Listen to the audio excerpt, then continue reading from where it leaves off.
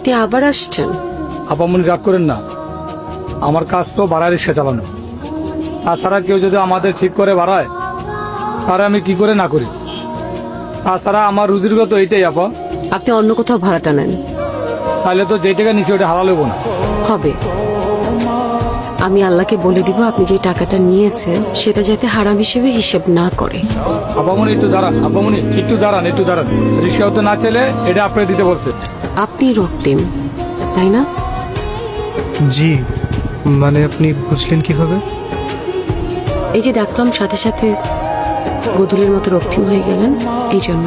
ও মানে আমি ঠিক এভাবে ধরা খেয়ে যাব বুঝে উঠতে পারিনি। এত আনকমফোর্টেবল ফিল করার কিছুই নেই। আপনি তো আর আমার রাতের ঘুম হারাম করে দেননি, বরং কাব্যিকতাকে নিয়ে ভাবার সুযোগ করে দিয়েছেন। আপনি তো সহজ করে কথা বলছেন। আমি ভেবেছিলাম আপনার সাথে যেদিন আমার দেখা হবে আপনি ভীষণ রাগ করবেন। আমি কয়েকদিন ধরে দেখছিলাম আপনাকে আমার আশেপাশে দেখা যায়, তারপর ধারণা করলাম আপনি রক্তিম। এত লুকোচুরি করে যোগাযোগ করার কারণ কি? আমি আপনার মতো স্ট্রেট ফরওয়ার্ড না, একটু আলাদা। আর খোঁজ নিয়ে জেনেছি যে আপনি ভীষণ রুটি।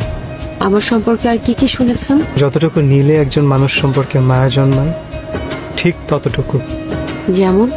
এই যেমন ধরুন, আপনি পরিবারের একমাত্র উপার্জনের ভরসা। আপনার একজন ছোট অসুস্থ ভাই আছে যাকে আপনি ভীষণ ভালোবাসেন, ওর নাম পুলু, এবং ওর চিকিৎসা খরচটা আপনাকে চালাতে হয়। মা আছেন, বাবা নাই। পাগলামি করছেন? প্রেমে পড়েছেন? প্রেমে না পড়লে মানুষ এমন পাগলামি করে? আমি তো দূরের কোনো বিলে একলা ফুটে থাকা গম্ভীর নিঃসঙ্গ এক শাপলা। আর এই নিঃসঙ্গ শাপলা সরলতাতেই হয়তো বা আর এক নিঃসঙ্গ মাছরাঙে মুগ্ধ হয়েছে।